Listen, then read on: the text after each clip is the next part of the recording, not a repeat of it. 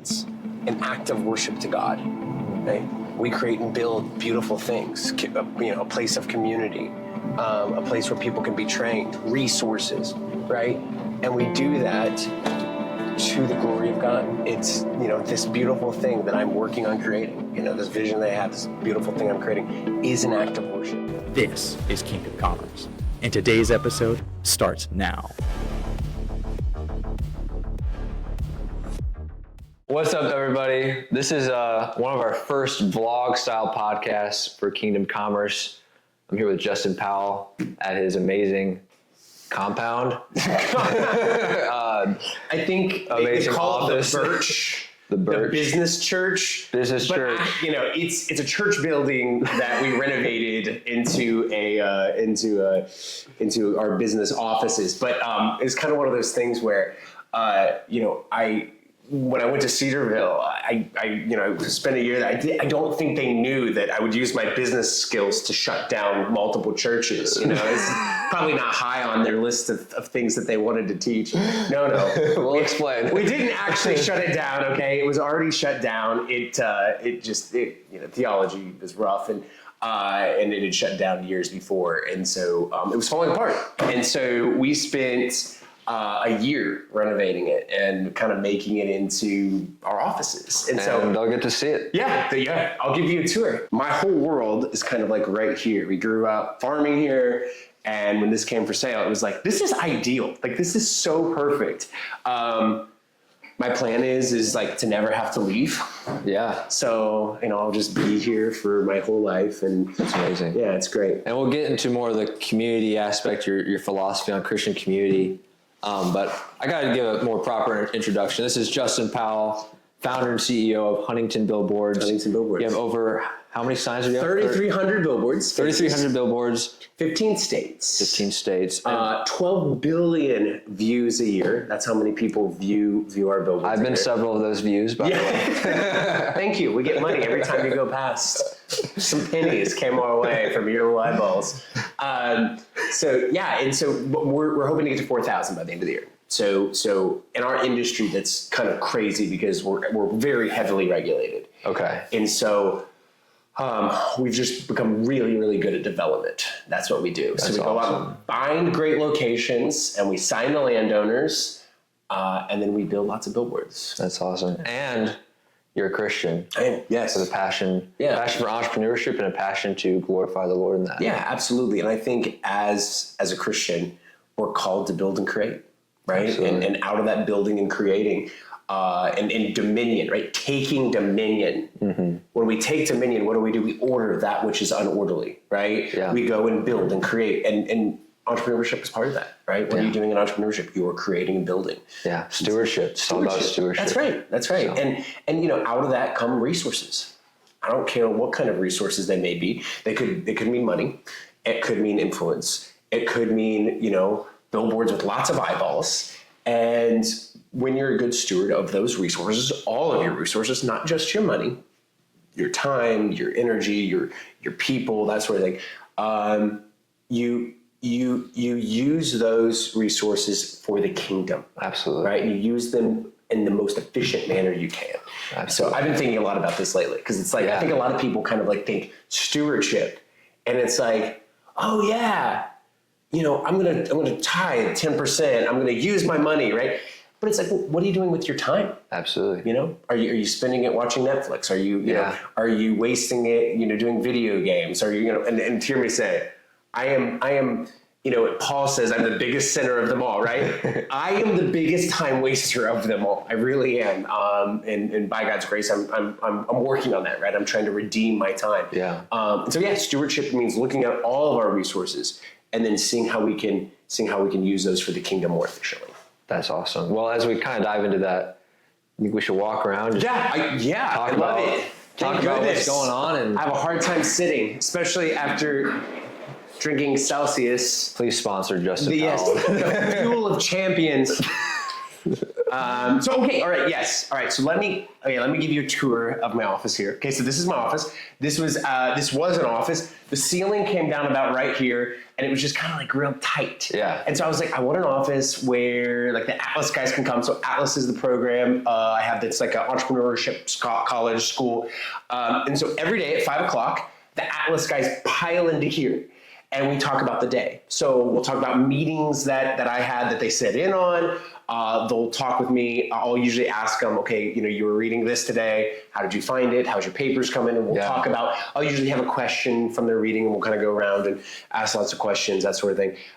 So that's what happens here from 5 to 5:30 every single day during Atlas. And then these are kind of my memories. Okay. So I have any kind of adventure I go on, I try to frame it and put it on the wall. So this was the newspaper that you wad up when you ran with the Bulls in Pamplona, Spain. They hand them out. And the reason they do that is you're supposed to keep like a rolled up newspaper distance away from the Bulls when you run with That's amazing. Now, the Bulls don't necessarily abide by that. They are blind with rage and they are just trying to just absolute gore you to death.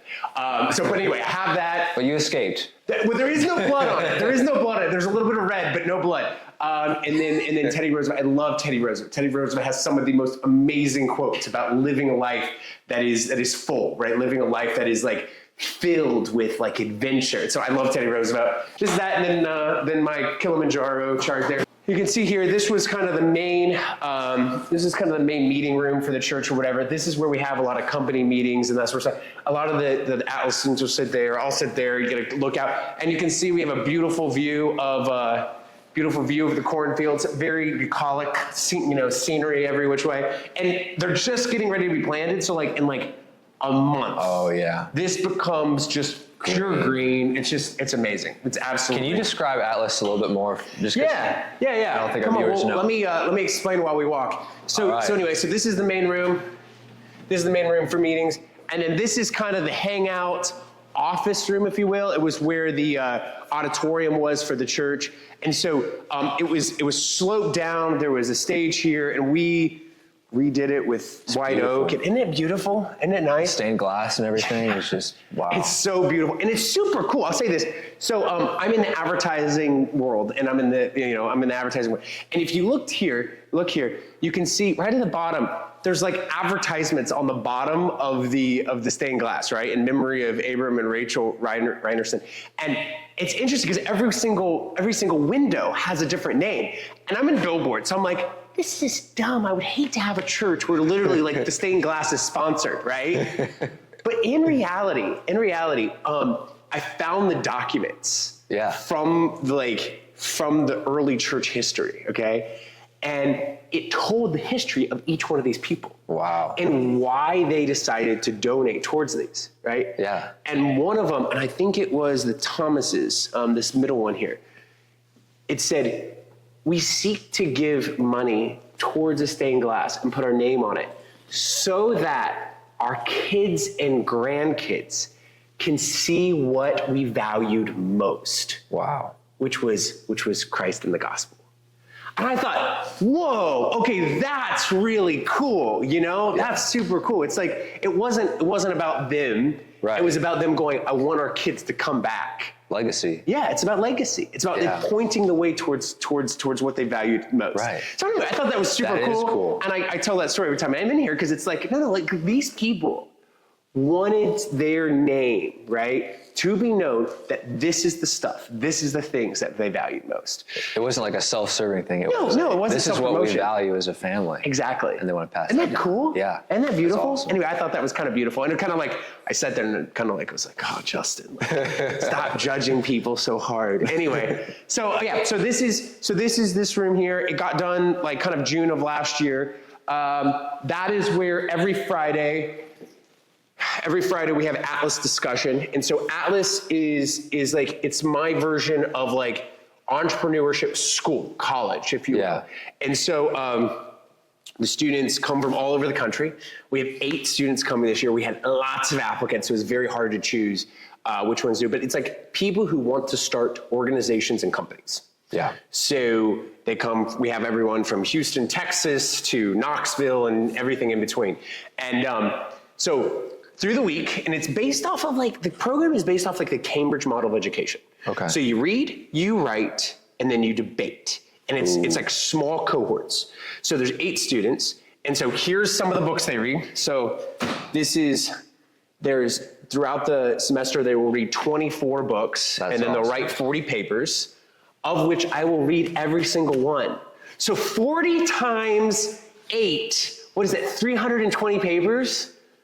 Yes, I know. I was thinking that myself. I was thinking that yesterday. I was like, oh my gosh, I will be reading forever. And then I make notes on each one. And then on Friday, so that's through the week, they're meeting with me. They're meeting with me, and they'll meet with my bankers. They'll meet with company salespeople. They'll go out with salespeople. They'll do all the kind of stuff through the week, and they'll read and they'll write. And then on Friday, from 8:30 to 11:30 every Friday, they all sit at this table. There's business owners that sit around, and then we debate. That's awesome. And I have read through all their papers, and I say, all right, Power of Habit, right? You read this book, tell me what your biggest thing, you say in your paper this, and he says in his paper this, all right, let's have a little debate, right? And the idea is to push them on the ideas. So what's the end goal of Atlas? Yeah, the end goal of Atlas is that they're going to leave and they're going to go create companies, right? Yeah. And I'm trying to have them be oak trees in their community. Yeah. Right. They're going to go out. They're going to create companies that are going to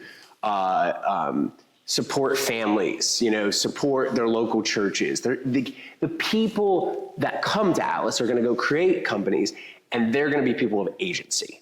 Right. Yeah. They're going to have resources and experiences to be able to go help lead their communities. And so you're kind of modeling that right now. Yeah. So can you kind of explain what your philosophy behind? Yeah. You're a businessman. You've done. You're successful, and most businessmen, they live in the cities or they live close to cities. Yeah. But it seems to me that you're putting your resources in this town where you grew up. Yeah. Which is right. contrary to what a lot of people do. Yeah. And so I think place matters. And I think there's an element where no matter where you're at, that should be your place.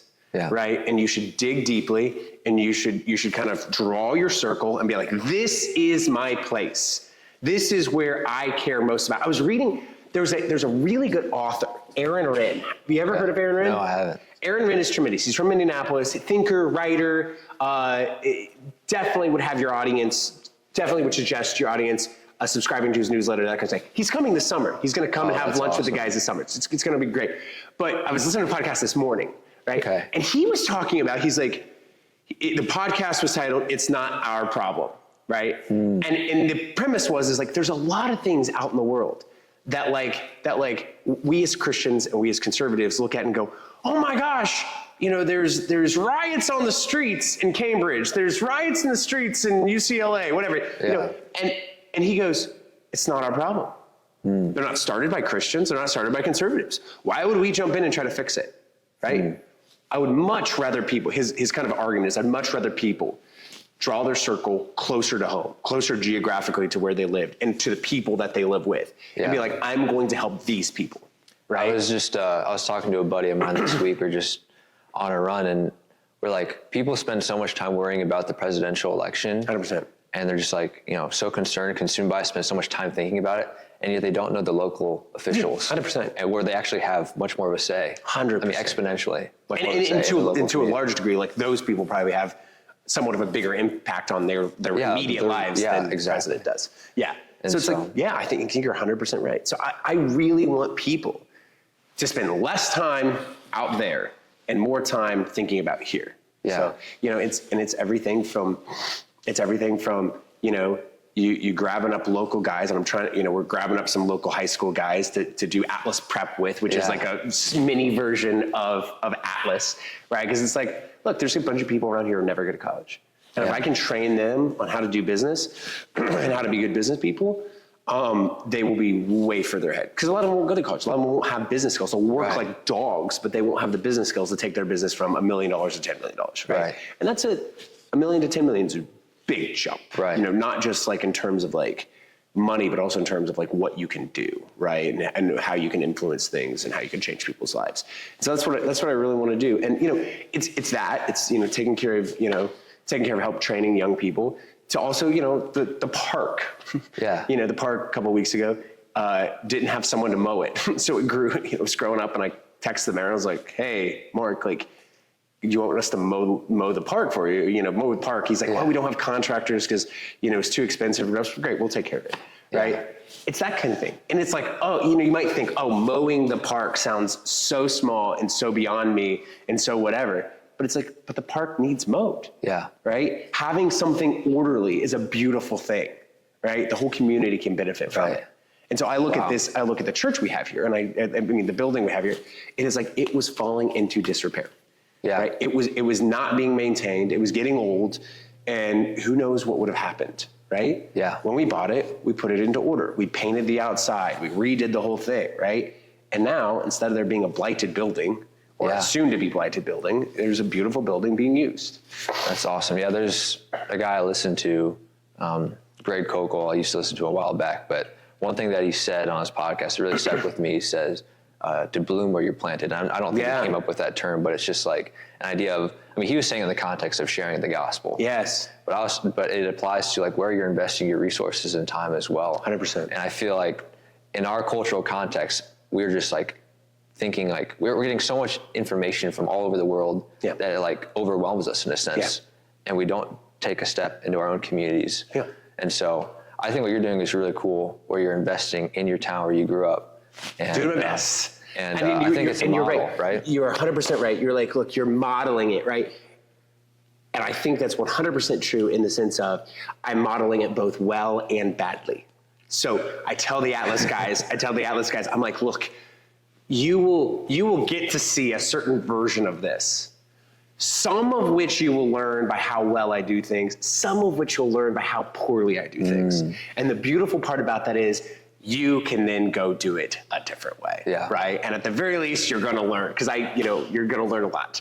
And so I tell the Atlas guys, I'm like, just because I do it a certain way does not mean that's the best way. It just means I'm doing my best. And so, I think many of the Atlas guys get some good and get some bad, and I think we just kind of, we kind of hold it out openly, and we go, God, like, use the best and let the rest kind of disappear. Yeah, for real. Can I check out your gym? Yeah, let's go. Let's go make it happen. Let's go take a look. So here's the commercial kitchen that we have for the Atlas dinners. So this is where the guys, they have to cook a dinner for the community every Friday night. And so, the amount of evenings that this has been very smoky, is it's numerous times. Only a couple fire alarms. Yeah. But they've never had a bad dinner. We've never just like completely like it's just fallen apart. They've always held it together. So anyway, it's good. All right, let's keep walking. So I've thought about this. I've thought about like how do you scale things, right? And what I've thought about is like if I hire an additional, or not hire, but have an additional like entrepreneur in residency. Ooh. And so he would do like 12 students, I would do 12 students, and then we'd alternate we'd alternate. Little garden action. That's that is Chase and Lydia's new project. So there,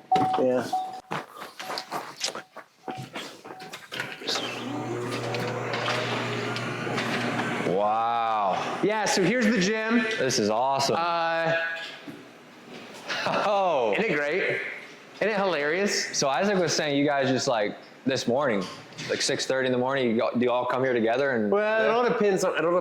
Okay. Like, I'm kind of a midday workout guy. Okay. So it's like right after lunch, I'll come out and work, do for an hour, or late at night. So cool. That's kind of like my two. Yeah. And so what happens is you come, you get a good lift in, and then I turn on the sauna. And you sit in the sauna and you cook yourself basically. That's awesome. And then you go out and you the cold plunge? You sit in the cold plunge. Yep. Wow. And it's drained right now, but later today it'll be filled up. Isn't that funny? Yeah, that's awesome. So this is workout here. I'm here about once, probably 5 times a week would be my guess. Yeah. Yeah, and it's fun. It's great because it's all right here. Yeah. So it's like with work, Right. I'm like, great, I need a break. You know, right after lunch, I'm always kind of like, you know, a little bit tired. And so I go and sit, I come over here, work out for an hour or so, then get back to work. Yeah, can I ask you more of a philosophical question here? Yeah, I guess. So like, okay, working out takes a lot of time, and we're supposed to be stewards of our time. Yeah. What's the argument as Christians for working out? Yeah. And that sort of thing. So I will say this. I have learned one of the best things that you can do is think about how you can double up in life. So every Friday I have a call from 3 o'clock to 4 o'clock and we're reviewing new billboard locations. Yeah. I am right here. I am right here on that call. And I listen to the call while I lift. That's awesome. So I do a lot of my calls while I lift. Yeah, put on mute though, and you're like, 100%, yeah, 100%. It's always like, what do you think, Justin?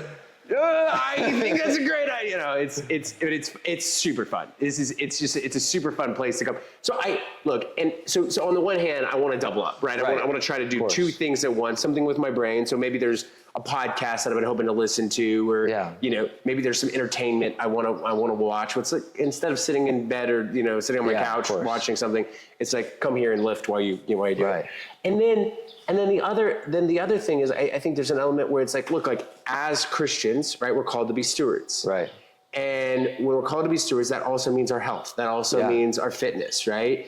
And the longer you can stay thin and healthy, fit, not that bit, fit. The longer you stay fit, the more energy you're going to have, right? The more focus you're going to have. Your mind's going to have more focus.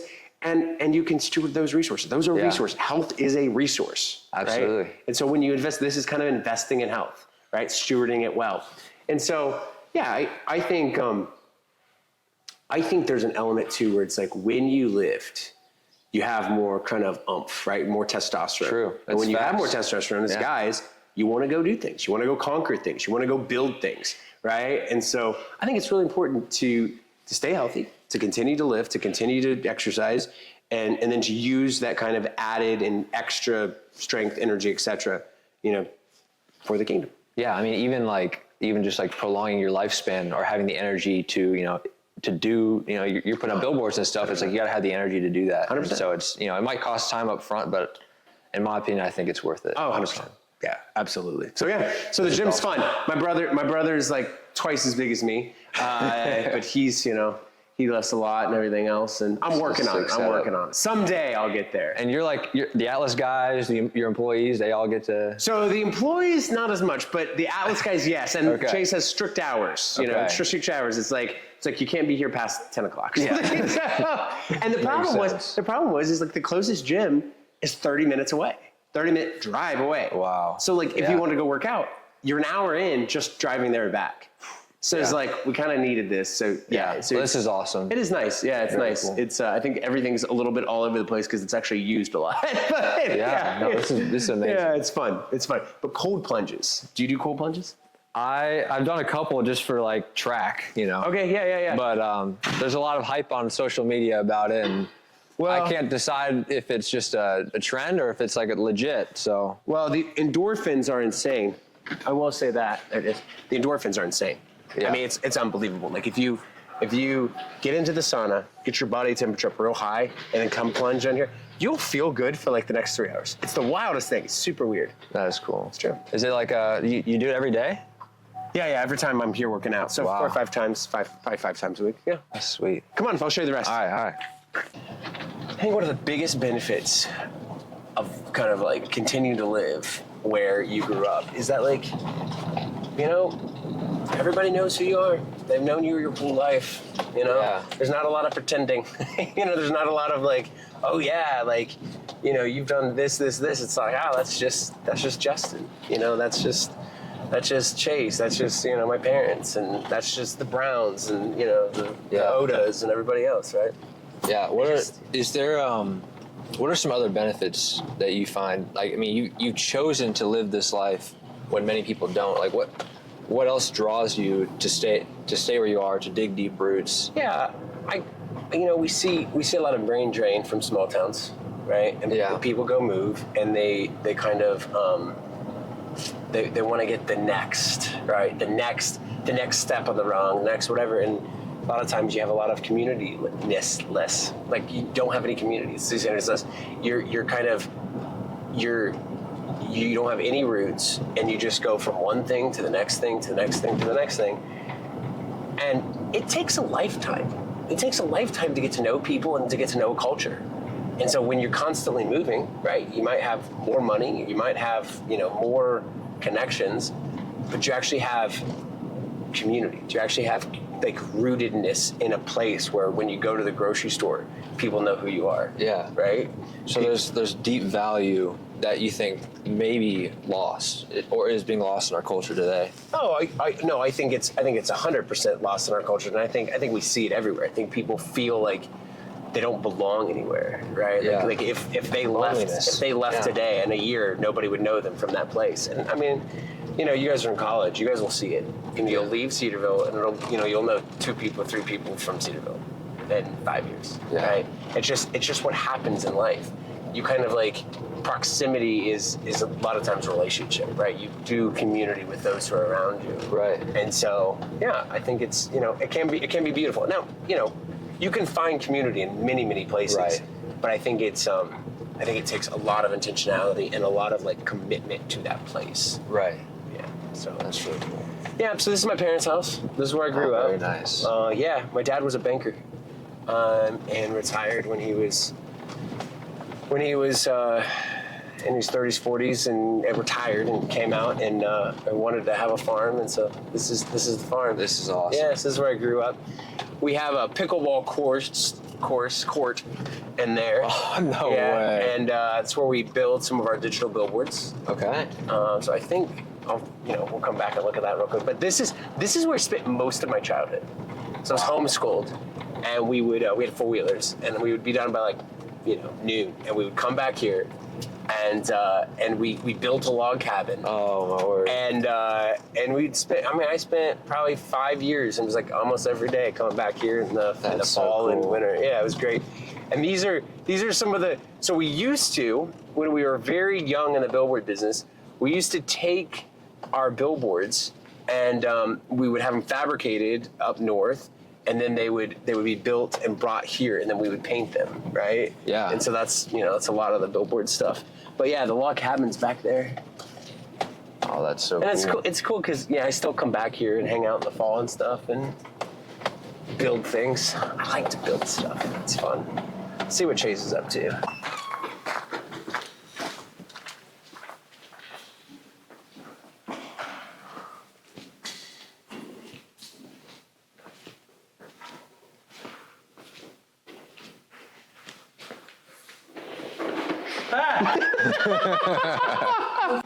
We're geared towards like those who are Christians, maybe have an idea or just started with an idea, and mostly young. Yeah. Either young in their age or young in their entrepreneurial journey. Yeah. But it's just more of like we want to it's practices and principles. So this is more of just probably like a principle episode. Sure. But if we could get more because there's so many podcasts about practices. Yeah. We want to have that Christian perspective. Yeah. So it's I think it would be really nice to talk about your principles or practices as a Christian entrepreneur. Yeah. And how you there's a unique way to go about it. Yeah, sure. But I want to talk about something that I've been thinking about quite a bit lately is I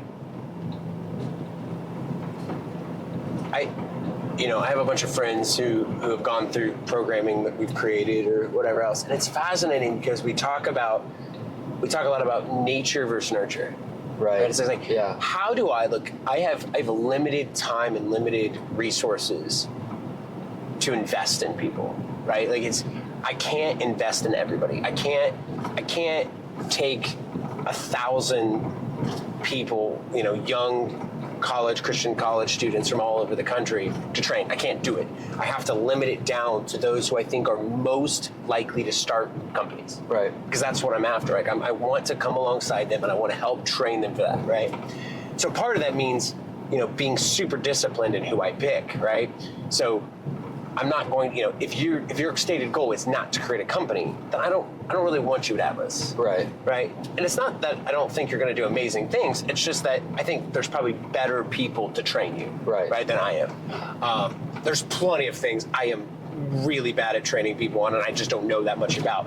Starting a business is probably one of my, more of my expertise. So it's like, look, I want to narrow it down to that, right? But then once you get down to let's say I have 20 students who want to come and I've got 6 slots to fill. How do I know which students are actually most likely to start companies, right? And so my friends and I were talking about this the other day, and it's like, there's an element where at Atlas, at college, that's nurture, right? You are nurturing that person. You're helping them, see a bigger vision. You're helping point out certain things about themselves, and you're kind of pushing them in certain directions, right? But there's still nature. Like, I can show someone the world, but I can't make them want it. Right. I can't make them go, I'm going to do what it takes. I'm going to work like a dog to be able to make this happen, right? That's where nature kind of pops out. Does that make sense? Yeah. And so I think most training programs are really good at nurture, right? Nature is something that you really have to think about and go, do you have what it takes to start the thing, to build the company, et cetera? And I think some people ask me, it's like, how do you know if you have the nature for entrepreneurship? And my comment to them is, well, do you do it? Do you just go out and do it? It's not hard, it's not complicated. It's just hard. It's just really hard. And I've seen this with so many entrepreneurs where they want something, right? They even see the vision. And then when it comes down to it, they're not willing to just go out and make it happen, right? And I know that sounds simple. It's not simple. It's really hard because you have to try again and again and again and again. And one of the things I'm working on right now is how do I get my kind of reach and influence wider so that I'm able to attract more students and hopefully refine the type of student I want to be able to train them and help push them along, right? Yeah. And to do that, you got to shoot videos. You got to post on social media, unfortunately. You got to do all these things. And it is scary and annoying and embarrassing as heck.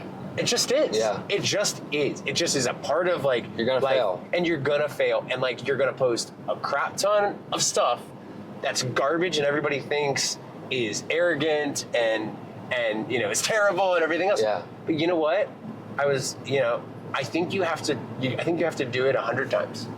And you just have to get those 100 bad, sales calls, videos, papers, whatever it may be. You just got to get them out of the way. Yeah. You got to work like a dog on them, and you just know that the first 100 of them are going to be absolute garbage. Yeah.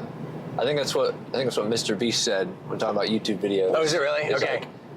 People will say oh, I want to be a YouTuber or something. It's you gotta make your first 100 first. Yeah, that's right. And then talk. And then talk to me. Yeah. It's you just gotta gotta refine and go, why is this working? Why is this not? You just gotta put your head down and do it. And then something that Scott talks about a lot is having learning agility. Being able to learn from your mistakes and pivot. Yeah. In order to it's Malcolm Gladwell's 10,000 hour rule. Have you heard of this? Yeah. Yes.